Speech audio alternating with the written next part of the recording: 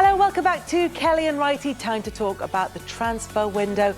It's now closed. There are no more signings and sales to be made, certainly not in the Premier League. So let's take a look at who's done the most business in the Premier League in this transfer window. No surprise, Chelsea top of the pile with now over £250 million spent under new owner Todd Boehly. They are well clear of Manchester United. Then it's West Ham who've been active in the transfer market. Tottenham, as we know, quite a bit of their business early on. Nottingham Forest, big spenders, but of course there was that overhaul of their squad. They had so many players on loan in the Championship last season. Manchester City, as always, up there, but nowhere near the top, which makes a bit of a change.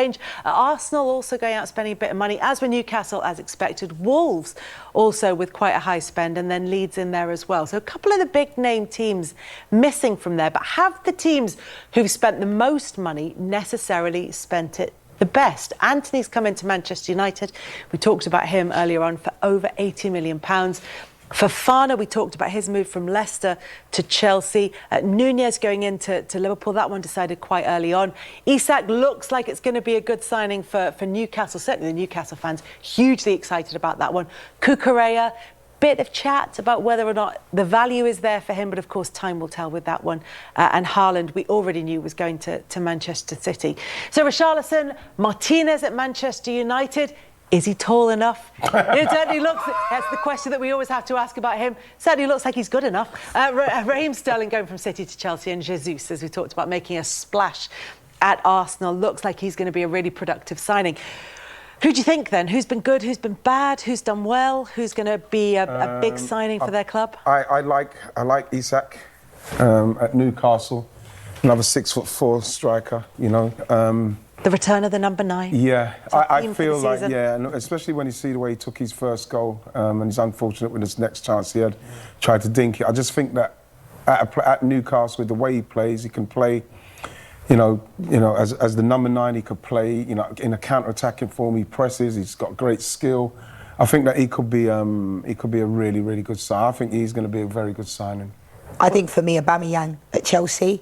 I think Chelsea, obviously, there's this talk about the cursed number 9 role at Chelsea, but I think he's obviously only been at Barcelona for 6 months. He went there, banged in the goals from the get-go. We know he can perform in this league, and Thomas Tuchel's had him before at Dortmund. So, and when he's been asked a question, can he handle him, he said he never had a problem with him at Dortmund. So I think Chelsea need that number 9. I think Sterling's done well. We scored a lot of goals, but I prefer Sterling on the wide, you know, coming in from the left or the right. And he'll be happier there, won't he, as well? I think so, but the good thing about Sterling, he can play anywhere in the front four. He can play in the 10, left, right or central. And as we've seen this year, you know, Haaland and Sterling, when they stay in the 6-yard box, goals can be scored. We talk about the new number 9 being reinvented again, and it's a position. Chicharito Hernandez used to stay in the box and score tap-ins, but it's about being in the right place at the right time. So I think Aubameyang will be a really good signing for Chelsea, and it's exactly what they need, because Kai Havertz, I like him. I don't think he realises just how good he is. I think he lacks confidence in a weird way, but for me, Havertz is better in the 10, and obviously they've got Pulisic, who's been looking to get away as well, and he can play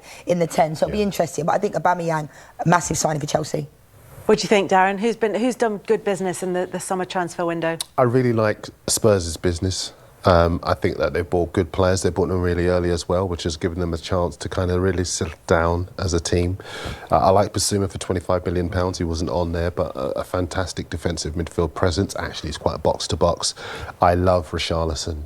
I love Antonio Conte likes strikers who can almost play with a knife between their teeth, and that's the way that he's ready to go. That combination of Conte and Richarlison, it was like getting a match in a box of fireworks. Don't you think? It's going to be explosive one way or another. Every time he plays, you may as well accept that he's going to get a yellow card, because that's just the way he likes to play.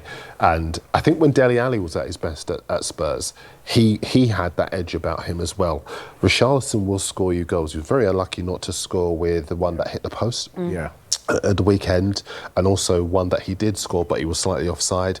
But he is a guy who will score goals in this Tottenham team. And I think as far as he is concerned, he gives them that depth, that quality. Some people said, oh, why have you bought him? £60 million, can't even get in the team. Though, because Kulusevski, you know, he's been done well, but when Richarlison comes on, I mean, he's going to have to start at some point soon. I think Paqueta as well for West Ham. I should mention him as well. I think he's going to be a good signing. Really good player, left foot of Brazil. Are we going Paqueta or Paqueta? Paqueta. Somewhere in the middle. Yeah. You're going somewhere in the middle. Signing. Haaland? I mean, do we think he's going to be all right? But just, do you know what? He'll be fine once he settles. Haaland reminds me of when. Sorry, I know I should give you some football analysis here, but Haaland reminds me of when you see the sequel of a movie or like a second season of a box set. And the supervillain is so formidable. You think, how are they going to kill this guy? Yeah. You know, he is just obviously not kill. But, how are they going to stop this guy? Yeah. But he has no weaknesses. He is a guy who just has supreme confidence, and I actually think we're seeing one of the great players in world football here. And do you know what? All the teams are going to need their full squads. They're going to need all those new signings as the European fixtures hit this week. Everybody is going to be busy in the Champions League. They're going to be busy in the Euro. Them to look forward to this week. They're going to be busy between now and the start of the World Cup. We'll be reflecting on all of that after another weekend of Premier League action next weekend, and we'll be back at the same time on Monday. For now, though, from all of us, bye-bye.